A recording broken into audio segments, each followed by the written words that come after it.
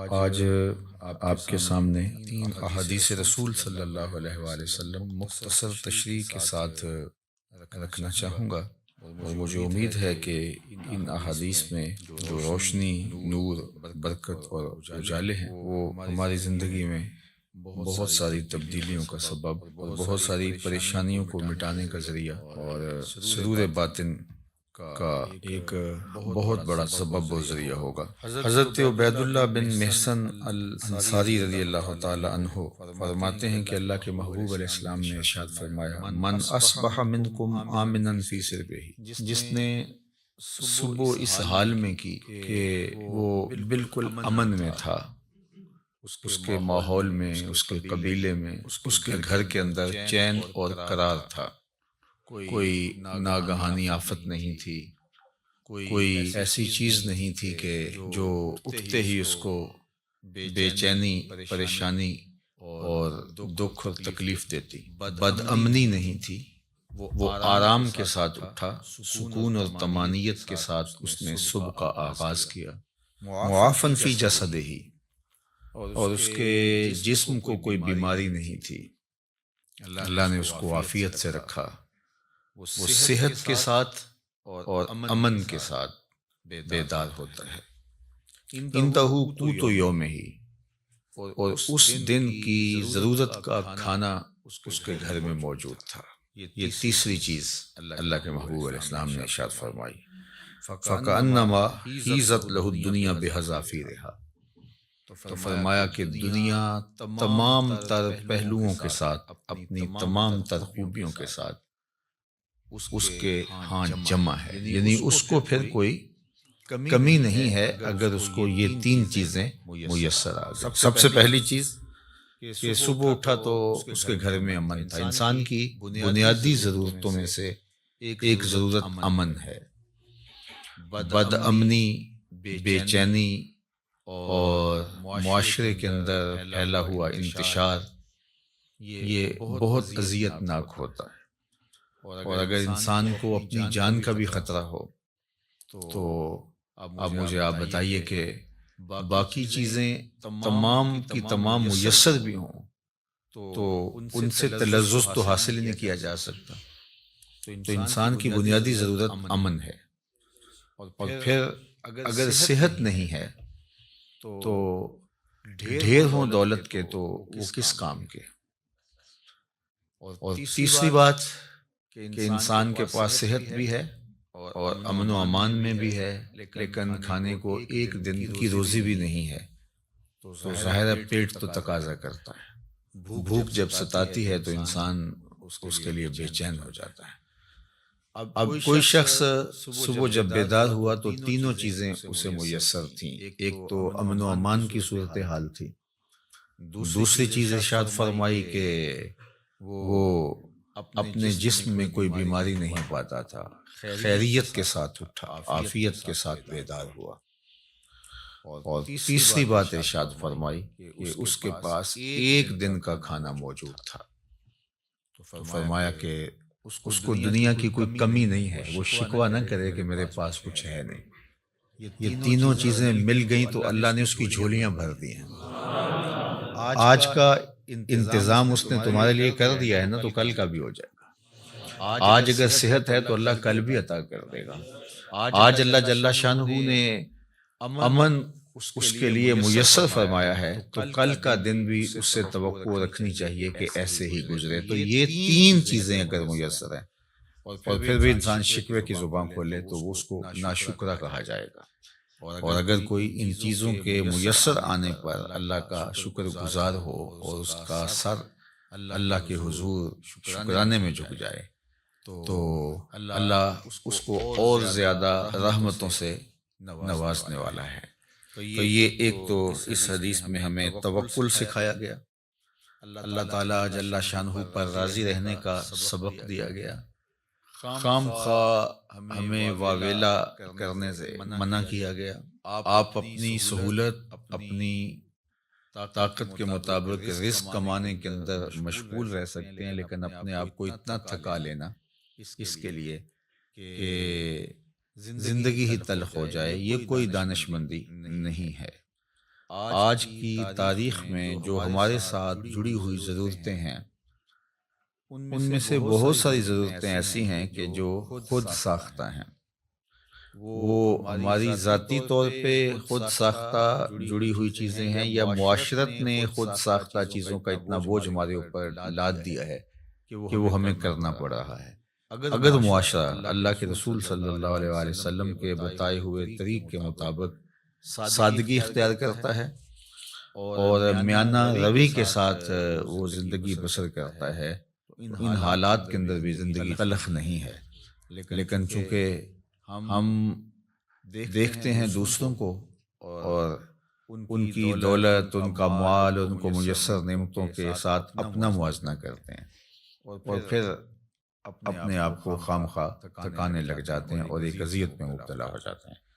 تو فرمایا کہ جس کو اس حال میں صبح ملی کہ وہ امن و امان میں تھا، اس کے جسم کو کوئی بیماری نہیں تھی، اور اس کے پاس اس دن کا کھانا موجود تھا، تو اللہ تعالیٰ نے گویا اس کو دنیا کی ساری نعمتیں عطا کر دی ہیں۔ یہ نصیب ہو گیا تو وہ اللہ کا شکر بجا لائے۔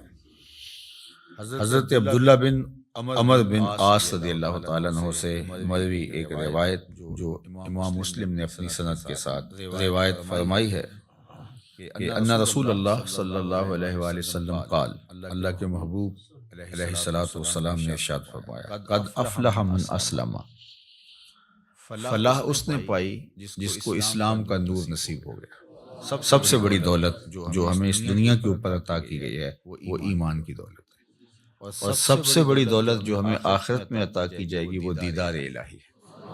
جو اس دنیا میں اسلام سے، ایمان سے محروم رہا تو وہ حقیقی محروم ہے۔ ہوا میں اڑے، چرخ پہ جھولے، دنیا کی ساری مال و دولت کا مالک بن جائے، اور عالی منصبوں کے اوپر فائز المرام رہے، دنیا اس کو سلوٹ کرے، عزت وقار کی مسند پہ بیٹھا ہو، دنیاوی اعتبار سے وہ ہواؤں میں اڑتا پھرے، لیکن اگر اس کا سینہ ایمان کے نور سے خالی ہے، کوڑی مول نہیں اس کا، تو سب سے بڑی دولت اس دنیا کے اوپر جو حضرت انسان کو دی گئی ہے وہ اسلام ہے، ایمان کی دولت۔ تو اللہ کے محبوب نے فرمایا، قد افلح من اسلم، فلاح اس نے پائی جس کو اسلام مل گیا۔ اللہ اکبر۔ یہاں لفظ جو استعمال کیا گیا ہے وہ افلح ہے، یعنی وہ کامیاب ہوا۔ فلاح کا لفظ جو ہے یہ بہت جامع لفظ ہے، اور ہم سب لوگ اس لفظ سے اچھی طرح آگاہ ہیں، شناسا ہیں۔ ہر روز ہمیں ہر نماز کے لیے پکاری گئی اذان میں 2 مرتبہ دعوت فلاح دی جاتی ہے، حی علی الصلاۃ، حی علی الفلاح۔ تو ہمیں کامیابی کی طرف بلایا جاتا ہے، اور فلاح دنیا اور آخرت دونوں جہانوں کی کامیابی کے لیے بولا جاتا ہے۔ تو دنیا میں بھی وہ سرخرو اور کامیاب ہو گیا، اور آخرت میں بھی سرخرو اور کامیاب ہو گیا۔ کون؟ جس کو اسلام کا نور دیا گیا۔ اور اس کے مقابلے میں کافر نقصان میں ہے، اس نے فلاح نہیں پائی، چاہے اس نے دولت کے جتنے مرضی ڈھیر جمع کر لیے، تو وہ خسران میں ہے، فلاح میں نہیں ہے۔ وَكَانَ رِزْقُهُ كَفَافًا، ایک تو اس کو اسلام ملا، اور دوسرا اس کے پاس گزارے کا رزق میسر تھا، اس کی ضرورت اس سے پوری ہو رہی تھی، وہ فاقوں سے مر نہیں رہا تھا، اس کی ضرورتیں پوری ہو رہی تھی، اس کا بدن برہنہ نہیں تھا، بدن ڈھانپنے کے لیے کپڑے میسر تھے، پرانے سے ہی، بہت مہنگے نہیں، واجبی سے ہی صحیح، اس کو جو ضروریات زندگی ہے وہ میسر ہیں، اور گزارے کا رزق اللہ تعالیٰ نے اس کو عطا کر دیا ہے۔ یہ 2 چیزیں، اسلام کی دولت اور گزارے کا رزق۔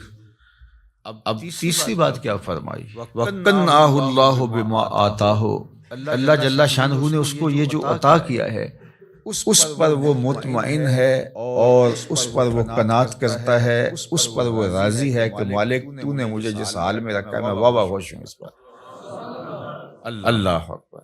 تو ایسا شخص کامیاب ہو گیا، یعنی ایمان کا نور نصیب ہے، اسلام کی دولت میسر ہے، اور ضرورت کی روزی اس کو نصیب ہو جاتی ہے، اور اس پر وہ راضی بھی ہے، اس پر وہ قانع بھی ہے، خوش ہے کہ مالک میں تیری تقسیم پہ راضی ہوں۔ اللہ سے زیادہ کی اگر وہ طلب کرے اور کوشش اور سعی کرے تو شریعت اس سے بھی نہیں روکتی، لیکن جتنا اس نے عطا کر رکھا اس پہ بھی تو راضی رہے، اس پہ بھی تو خوش رہے۔ اگر نہیں خوش رہے گا تو کیا کرے گا؟ اللہ نے تو جو مقسوم اس کے لیے کیا ہے، جو لکھا ہے وہی ملے گا اس کو، تو اب وہ الٹی چھلانگے بھی لگائے تو کچھ نہیں کر سکتا۔ تو وہ کوشش کرے، اللہ سے دعا مانگے، اس کی ضرورتیں بڑھ رہی ہیں تو کہے مالک میری ضرورتیں بڑھ رہی ہیں تو مجھے اس کے لیے اپنی جناب سے رزق بھی وسیع عطا کر دے، اس میں کوئی حرج نہیں ہے۔ اس کے لیے اپنے کام کو، کاروبار کو پھیلانے کی سعی کرے، کوشش کرے، لیکن اپنے اوپر مسلط نہ کر لے۔ یہ اس کے ذہن، دل، دماغ میں ہونا چاہیے کہ مالک جہاں تو مجھے رکھے گا میں رہوں گا وہاں راضی، لیکن تو کرم کر کے مجھے اور زیادہ عطا کر دے۔ تو پھر وہ جس حالت میں ہے اس حالت میں بھی خوشی کے ساتھ زندگی بسر کر رہا ہوگا، اور اللہ اس کی حالت اگر بہتر فرما دے تو اس میں بھی اس کو خوشی اور شکر کی کیفیت نصیب ہوگی۔ اور اگر وہ قناعت کا نور نہیں پائے گا تو وہ جس حالت میں ہے اس حالت کے اندر بھی وہ دکھی، پریشان، ہر وقت ٹینشن میں ہوگا۔ اور اگر اس کو زیادہ بھی عطا کر دیا گیا تو یہ جو بیماری اس کو لگ گئی، ناشکری کی، ہر وقت عدم اطمینان کی، وہ آگے چلا گیا، میں بہت پیچھے رہ گیا ہوں، تو آگے تو بہت سارے لوگ ہیں، تو وہ کبھی بھی اس مرض سے چھٹکارا نہیں پا سکے گا۔ وہ کروڑ پتی بھی ہو جائے گا، ارب پتی بھی ہو جائے گا، لیکن اس کے نفس کی کمینگی ختم نہیں ہوگی۔ تو نفس کی کمینگی یہ انسان کو توڑ کے رکھ دیتی ہے۔ حضرت فضالہ بن عبید الانصاری رضی اللہ تعالیٰ عنہ فرماتے ہیں کہ انہ سمع رسول اللہ صلی اللہ علیہ وآلہ وسلم یقول، میں نے حضور علیہ الصلوۃ والسلام کو فرماتے ہوئے سنا تھا، طوبی لمن ہدی الی الاسلام، جس کو ہدایت اسلام نصیب ہوئی اس کو مبارک ہو۔ ایک تو طوبہ سے حضور نے مبارک دی، اور شارحین نے لکھا ہے کہ طوبہ جنت کا درخت بھی ہے، تو حضور نے فرمایا اس کو جنت کا وہ درخت نصیب ہوگا۔ اور جنت کا درخت کوئی ان درختوں کی طرح تھوڑا ہے کہ ایک جگہ پہ ہو اور تھوڑا سا سایہ ہو۔ جنت کے درختوں کے اتنے لمبے اور گھنے سائے ہیں کہ سواری کے اوپر بیٹھ کے کوئی چلے 500 سال تک چلتا رہے تو سایہ ختم نہ ہو۔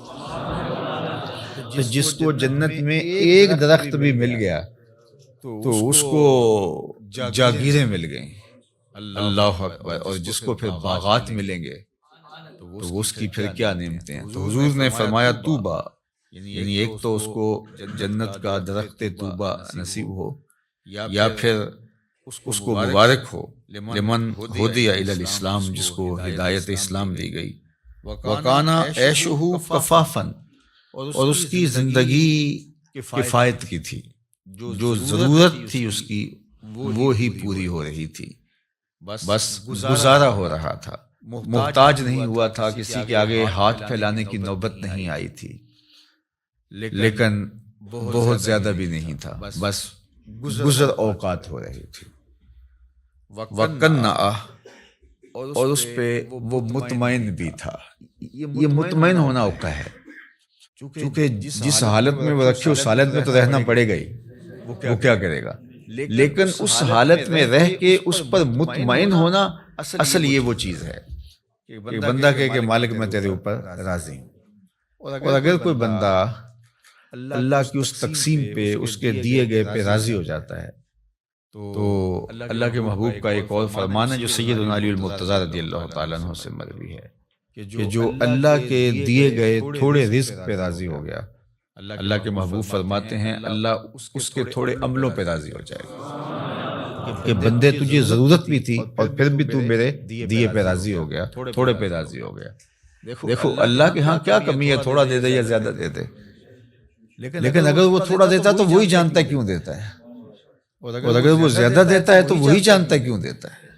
بعض اوقات ایسے لوگوں کو اتنا فراواں مال دیا ہوتا ہے کہ بندہ کہتا ہے کہ یار اس کو اتنا مال، اس کو پتہ بھی نہیں ہوتا، نہ اس کے پاس کوئی فہم ہوتا ہے، نہ اس نے کوئی منصوبہ بندی ہوتی ہے، تو وہ جس طرح چھت پھاڑ کے دینے والا معاملہ ہوتا ہے۔ اور بڑے بڑے ملازمین اس کے آگے پیچھے ہو رہے ہوتے ہیں، وہ کسی کام کا آدمی نہیں ہوتا۔ میاں صاحب نے کہا تھا بے وقوفاں دے نوکر ویکے دانش مند سیانے، تو بڑی دولت دے دیتا ہے، اور بعض بہت پڑھے لکھے سمجھدار معاملہ فہم لیکن بیچارے بمشکل اپنا گھر چلا رہے ہوتے ہیں۔ اب یہ اس کی تقسیم ہے۔ ہاں اگر قناعت مل گئی، شکر گزاری کا جذبہ مل گیا، وہ جس کو زیادہ دیا اس کو بھی اور جس کو کم ملا اس کو بھی، تو پھر اللہ کی طرف سے کامیابی ہے، وہ پھر فالح ہے۔ کیونکہ اگر وہ یہ جذبہ دے دے تو پھر گزارے کے رزق پر بھی قناعت، اللہ پہ راضی رہنے کا جذبہ اور توفیق بہت بڑی سعادت ہے۔ اور اگر یہ نور نصیب نہ ہو قناعت کا اور اللہ پہ راضی رہنے کا، تو پھر کروڑوں اربوں کے باوجود بھی انسان ناشکرہ ہی رہتا ہے۔ وہ کہتا ہے نہیں بس چل ہی نہیں رہا جی، آج کل ہیں ہی بہت مشکلات۔ میں ایک دفعہ ایک سفر پہ تھا تو ایک شخص مجھے ملا، کوئی تقریب تھی، اس کے بعد مسافہ کرتے ہوئے تو اس طرح ایک روٹین کے ساتھ کیا حال ہے، کیسے ہیں، تو اس کے کپڑے کچھ پھٹے ہوئے تھے، لوگ مل رہے تھے، تو میں ہر ایک سے پوچھ رہا تھا کیسے ہیں جناب، کیسی طبیعت ہے۔ تو میں نے جب اس سے پوچھا تو اس نے کہا اللہ کا بڑا کرم۔ جب ہاتھ اٹھایا تو یہاں سے اس کی قمیض پھٹی تھی، لٹک رہی تھی، تو اس کے اس انداز سے میں رک گیا اور میں اس کو کہا کہ آپ مجھے دوبارہ ملیے گا، جب لوگوں سے ملاقات ہوگی تو پھر میں نے کہا اور سنائیں کیسے ہیں، تو کیا کر رہے ہیں۔ تو وہ کہنے لگا کہ میرے پاس 6 کنال زمین ہے، اس میں تھوڑی سی کاشت کر لیتا ہوں، اور اس زمین سے میں نے 10 مرلے جگہ مسجد کے لیے وقف کی ہے، اور میں خود مسجد بنا رہا ہوں، بس آپ دعا کریں کہ اللہ کا گھر بن جائے۔ وہ تھوڑا تھوڑا کماتا ہوں، کچھ بچوں کو دیتا ہوں، اور کوئی بچتا ہے اور کوئی اور بھی اگر تعاون کرتے تو اس کی مہربانی، ورنہ میرا عزم ہے کہ اس کو بنانا ہے۔ تو وہ کوئی عالی شان دنیاوی اعتبار سے تو نہیں بنے گی، لیکن جیسے بھی، تو میری بس آرزو ہے کہ میں زندگی میں مسجد کو مکمل ہوتا دیکھ لوں بس۔ اب اس نے ہاتھ کھڑا کیا تو یہاں سے پھٹی ہوئی قمیض لٹک رہی تھی، لیکن ایسے ہاتھ اس کا، اللہ کا شکر ہے۔ میں کہتا ہوں یہ شہنشاہوں کو بھی نصیب نہیں ہے، جو چین کی نیند اسے آتی ہوگی کسی اور کو آ سکتی ہے۔ تو اللہ پہ اگر آپ راضی رہنا سیکھ جائیں تو پھر جس حالت میں ہوں گے تو اللہ آپ سے راضی ہو جائے گا، اور اگر نہیں سیکھیں گے تو اربوں خربوں کے بعد بھی وہ بعض کروڑ پتی ارب پتی ان سے رواجن ہی پوچھتے ہیں جناب کیسے حال ہے، وہ کہتے ہیں چل ہی رہا ہے، اور وہ کہتے ہیں اللہ کا فضل ہے۔ تو اس کے چہرے کے اوپر پھیلی ہوئی خوشی، اس کی جو باڈی لینگویج ہے وہ بتا رہی ہے کہ یہ شخص کتنا خوش ہے اپنے رب پہ، اور دوسرے کی باڈی لینگویج بتا رہی ہے کہ یہ کروڑوں اربوں کمانے کے باوجود، حالانکہ جب مہنگائی ہوتی ہے، حالات تلخ ہوتے ہیں، تو ان لوگوں کی اور چاندی ہو جاتی ہے، لیکن وہ کہتا ہے بس چل ہی رہا ہے، یعنی اس کی آواز ہی نکلی چل ہی رہا ہے۔ تو اس لیے اللہ پہ راضی رہنے کا مزاج پیدا کریں۔ اس نے یہ تھوڑا کیا کہ ہمیں زندگی دے دی، اس کا یہ تھوڑا کرم ہے کہ اس نے ہمیں صحت عطا فرمائی، اس کا یہ کتنا کرم ہے کہ اس نے ہمیں اسلام کا نور اور جمال عطا کیا۔ باقی ہماری ضرورتیں تو پوری ہو رہی ہیں، ہمارے اوپر تو اس کا کرم می کی طرح برس رہا ہے۔ یہ تو ہمارے مطالبے زیادہ ہیں، ہماری خواہشیں بڑھ گئی ہیں، اس لیے ہم پریشان ہو جاتے ہیں، ہم دائیں بائیں دیکھتے ہیں۔ دیکھیے جو جانور ہیں ان کو جتنا دانہ چاہیے ہوتا ہے، جتنا چارہ چاہیے ہوتا ہے، یا گوشت خور جانور ہیں ان کو جتنا چاہیے ہوتا ہے، روز اتنا لیتے ہیں اور مطمئن، اور اپنی کچھار میں، اپنے گھونسلے میں، اپنے گھر میں چلے جاتے ہیں، بات ختم۔ انسان کے لیے مسئلہ یہ ہے کہ یہ جمع کرنے کے چکر کے اندر پریشان ہو گیا ہے۔ دنیا کے اوپر صرف 2 مخلوقیں ایسی ہیں جو رزق جمع کرتی ہیں، ایک انسان، دوسری چیونٹی۔ اس کے علاوہ جتنی بھی مخلوقیں ہیں، چاہے وہ پانی کی ہیں، وہ مخلوقیں خشکی کی ہیں، ہواؤں میں اڑنے والی ہیں، کوئی اپنا رزق جمع نہیں کرتا۔ ہم کتنا کھاتے ہوں گے، لیکن یہ ہاتھی کتنا روز کھاتا ہے؟ بڑی مچھلیاں، وہیل مچھلیاں ہیں، یہ اتنا کھاتی ہیں ٹنوں کے حساب سے، اور اللہ اس پانی میں ان کے لیے وہ میسر فرما رہا ہوتا ہے۔ یہ ہنس پرندہ جو ہے یہ خالص سچے موتی کھاتا ہے، اور دنیا کے اندر لاکھوں کروڑوں ہنس پائے جاتے ہیں، اور اللہ روزانہ پیٹ بھرنے کے لیے ہر ایک کو سچے موتی فراہم فرماتا ہے۔ تو ہم تو خام خواہ پریشان ہو گئے۔ ہاں ہمیں سائی کرنے کا کہا گیا ہے، محنت کرنے۔ وہ پرندہ بھی اڑ کے جاتا ہے، شیر بھی اپنی کچھار سے نکل کے شکار کرتا ہے، سائی وہ بھی کرتا ہے۔ تو اللہ جل شانہ ہمیں قناعت کا نور عطا فرمائے، اور اس نے ہمیں جس حالت میں رکھا ہے اس میں کامل مکمل اطمینان عطا کرے، ہماری ضرورتوں کو اپنے فضل سے پورا فرمائے، اور اس معاشرے کے اندر جس طرح معاشرتی نظم بن گیا ہے تو ہماری کچھ مجبوریاں ہیں۔ کسی نے بیٹیوں کی شادیاں کرنی ہیں تو ظاہر ہے کہ وہ چاہے بھی کہ میں بالکل سادگی سے کروں، لیکن ادھر سے مطالبے اور بہت کچھ ہیں، ہم اچھی طرح اس کو سمجھتے ہیں، تو اللہ اپنے کرم سے ہمارے لیے آسانیاں پیدا کرتے ہیں۔ لیکن جو بات کہنے کی ہے وہ یہ ہے کہ اگر یہ ساری ضرورتیں ہمارے ساتھ جڑی ہوئی ہیں اس معاشرت میں رہنے کی وجہ سے، تو وہ پورا کرنے کی کوشش ضرور کریں، لیکن اس دل کو قناعت سے خالی نہ ہونے دیں۔ اللہ سے جو اطمینان ہے اس کو کبھی ضائع نہ ہونے دیں۔ باقی یہ اگر ضرورتیں بڑھ گئی ہیں تو یہ معاشرے نے بڑھائی ہیں، ہماری ضرورتیں وہ پوری کر رہا ہے، اور ہم جو کہتے ہیں ہم پیچھے رہ گئے تو ہم کچھ لوگوں کو آگے دیکھ کے کہہ رہے ہیں کہ ہم پیچھے رہ گئے، ورنہ ہماری ضرورتیں وہ پوری کر رہا ہے۔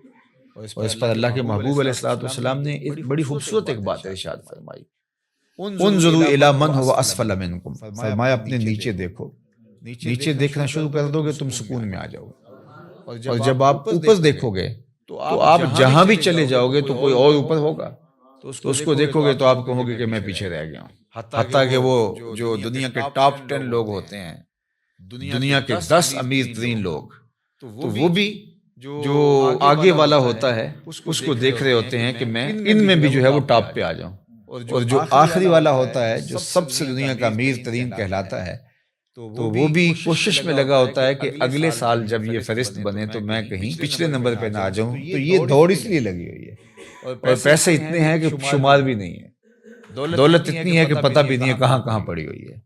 تو اطمینان دولت میں نہیں ہے، اللہ پر راضی ہو جانے میں اللہ تعالیٰ جل شانہ دارین کی سعادتیں عطا کرتا ہے۔